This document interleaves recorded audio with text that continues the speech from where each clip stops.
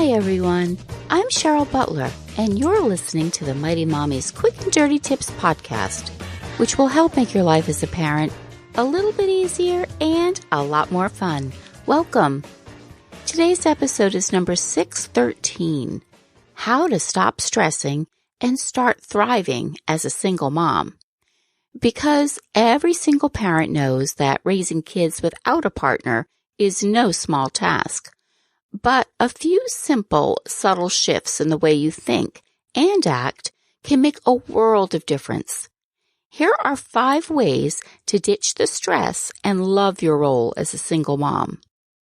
1. Accept your single parent circumstances. 2. Never be afraid to ask for help. 3. Don't neglect self-care. 4. Connect with a tribe of people who can relate. And 5. Never compare your life to another's. Regardless of how or why you've become a single parent, it's an incredible blessing to have a child that you can love and raise. Married for 26 years, I never expected to become a mom flying solo with 8 kids, but life happens. I learned many valuable lessons when I went from married with children to single working mom, juggling an entirely new lifestyle. So we're going to talk about 5 life-changing ways to embrace your role as a single parent and tips for achieving them. So first, you need to accept your single parent circumstances. After 26 years of marriage, I found myself facing the terrifying prospect of being a single mom. I'd been a stay-at-home mom for the majority of that time, so not only was I facing a new lifestyle without a partner living under the same roof, but I was also physically caring for my 8 kids, mostly by myself. Not the turn I thought my parenting journey would take. I had 2 choices, sink or swim. Thankfully, I love the water.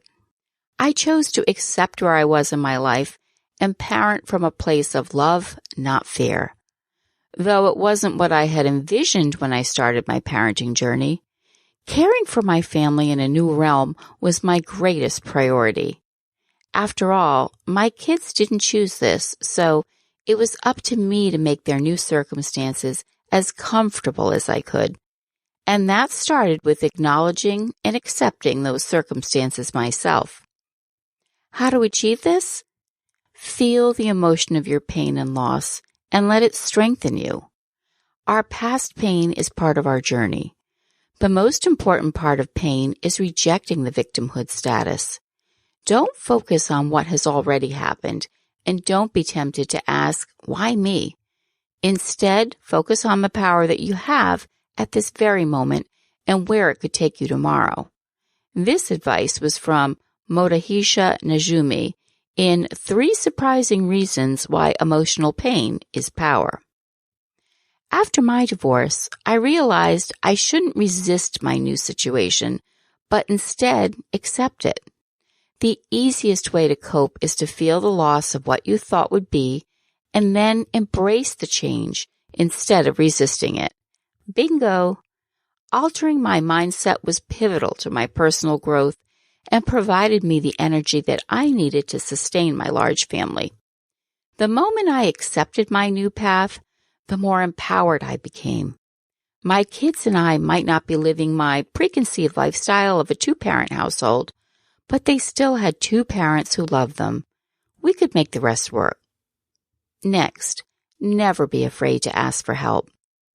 My biggest fear when I became a parent, except when my horrific meatloaf recipe would surface, was that I wouldn't be able to take care of my family adequately. I'd waited nearly 6 years to become a mom, so I wanted to get it right. In my mind, that meant shouldering much of my parenting responsibilities alone. I did rely on my ex-husband, but asking other friends or family members for a hand, that was way out of my comfort zone. Thrust into the world of single parenting and returning to work outside the home full-time, my once adequate ability to juggle my super busy life, it just wasn't working anymore. I needed help, and I knew my family's well-being depended on it. How to achieve it? Well, before figuring out the type of help you need or who you're going to ask, it's essential to realize that you are not a failure. Parents are human beings first. This step in my single parenting journey was probably the most difficult for me. Once I accepted that needing a break wasn't shameful and didn't make me a slacker, I was able to move forward. Figure out where you need assistance. Childcare after school, carpooling, errands that you can't complete during your workday, handyman tasks around the house, and so on. Now take a personal inventory of family members and your friends, neighbors, coworkers to see who you can ask for help.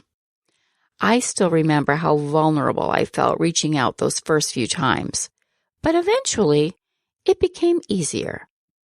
If I hadn't shared my situation with a new neighbor, I wouldn't have found the amazing helper who became my new right hand for a couple of years.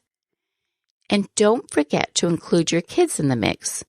Even younger kids can help with routine household chores, like picking up their toys and putting laundry away. I also connected with 2 other single working moms, and we ended up sharing free babysitting several times a month. Asking for help during that harried time in my life also opened up the door to new meaningful friendships, and I was able to pay it forward and help other families as well. Now, you don't want to neglect self-care. And the term self-care, this has taken motherhood by storm over the past few years. When I hear the word, I immediately think of a frazzled woman frantically trying to fill a bathtub with warm, luxurious bubbles so she can have a 5-minute soak before her kids start pounding on the bathroom door. Oh, wait, that woman was me. For many of the years when I was married with young children, I guilted myself into self-care routines because I knew they were supposed to be good for me. It wasn't that I didn't want to indulge in regular hot bubble baths or get pampered at the salon. I didn't quite grasp why these healthy rituals were necessary when I barely had the time to make dinner and do the laundry. And that was the problem, my way of thinking about self-care, not making time for it. Once I understood that self-care wasn't selfish, I embraced every opportunity I could to enjoy some quality me time. How to achieve it? Wrap your head and your heart around the concept that self-care isn't just things that you do to nourish yourself. It's a state of mind. Realizing I could accomplish meaningful self-care practices in as little as 5 minutes, say visualizing myself sitting under a palm tree with my new read and a mug of frosty root beer, that was empowering and refreshing.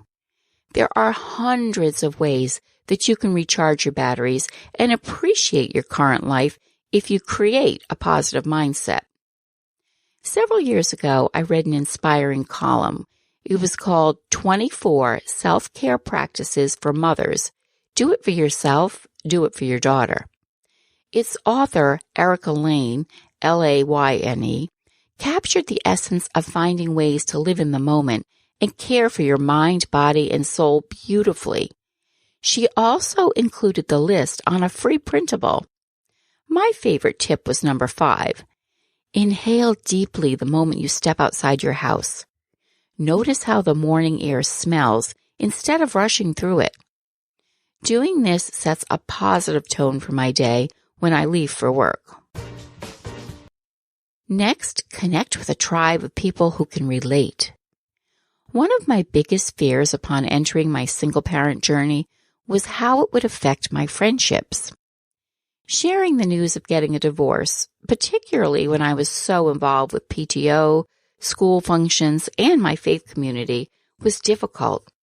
I wasn't sure how people would react, and the last thing I needed was pity or people gossiping about our family. I learned that you can't control what other people think, say, or do. It was a massive waste of my time worrying about the general public's reaction to my new situation. The therapist I saw at that time gave me great advice. She said, If you don't make a big deal out of this in public, Cheryl, you'll close the door for anyone else doing so. She also suggested finding new friendships, not to replace the relationships that I currently enjoyed and valued, but to add moms that shared a similar family situation. Soon after my divorce, I began rebuilding my social network, which included several single moms. I still maintained my closest friendships, but surrounding myself with moms who were experiencing the same challenges was so helpful and cathartic. We can learn from one another, commiserate, troubleshoot, and most importantly, laugh together. How to achieve it? In today's digital world, there are plenty of online forums and groups that support single working moms. One of my favorites is Wealthy Single Mommy with Emma Johnson. She has a terrific interactive online community, helping women rebuild all aspects of their lives. The topics are so relatable, and the information is priceless. And I've made some really close connections through this forum. In addition, I've gleaned lots of great advice from the members who post comments. Oh, and you don't have to be wealthy to be a member. You just have to dream big. Don't be afraid to strike up a conversation with moms that you meet at your kids' school or through some of their other activities. One of my married friends introduced me to her sister, a newly single mom. We've developed a fun relationship, and we hang out with our daughters who are close in age. Finally, never compare your life to another's. My last strategy here, it might be the hardest to achieve, but it's a game changer. When you're a single parent, you undoubtedly will be surrounded by many families who have a partner by their side throughout their parenting journey. I thought that would be my case, but my life took an unexpected path. As I stated in my first tip, it's vital to accept your new situation and move forward. It's crucial for your family's overall well-being, but the healthiest gift that you can give yourself. That said, don't let yourself get swallowed up in the dark hole of comparing your life to anyone else's. President Theodore Roosevelt, known for his robust personality, is quoted as saying, "Comparison is the thief of joy." That quote sums it up beautifully. Your family needs and deserves a mom that's focused on their happiness and welfare, not one that's wishing to have someone else's life. The moment I understood and accepted that, I began to blossom into a confident, relaxed woman who didn't let the word single dictate her most treasured role as mom. How to achieve it? An obvious place to start is to limit the time you spend on social media. Social media can be fun, and groups like the one I mentioned in my previous tip can be helpful. But obsessing over all those picture-perfect photos of two-parent families enjoying their happily ever afters, not so much. If you feel upset or defeated after scrolling through your Facebook or Instagram feed, help yourself by stepping away from your smartphone. Instead, you can spend your time reading positive material, or learning a new skill or hobby, or listening to calming meditation apps. I started a fun tradition with myself a few years ago by writing letters to my future self. On futureme.org, they have a website that allows you to create a letter to yourself about any topic. I choose goals I'm working on or cool ideas I have for my personal bucket list, and I write the letter as if I've already accomplished these things. Then I pick a future date to receive the email. I love that I forget about these after I hit the send button, and then they turn up months or a year later. It's an inspiring surprise. But the best way I've found not to compare myself to others is by living in gratitude. I've always kept a gratitude journal, and I encourage my kids to do so as well. When you stop to give thanks for what's going well in your own life, you won't find it necessary to worry about what's going on in someone else's. Are you a single parent? How are you juggling it all? Join the conversation and share your thoughts on the Mighty Mommy Facebook page or Twitter. You can also email me at mommy@quickanddirtytips.com. Listen and subscribe on Apple, Spotify, Google, Stitcher, or wherever you get your podcasts.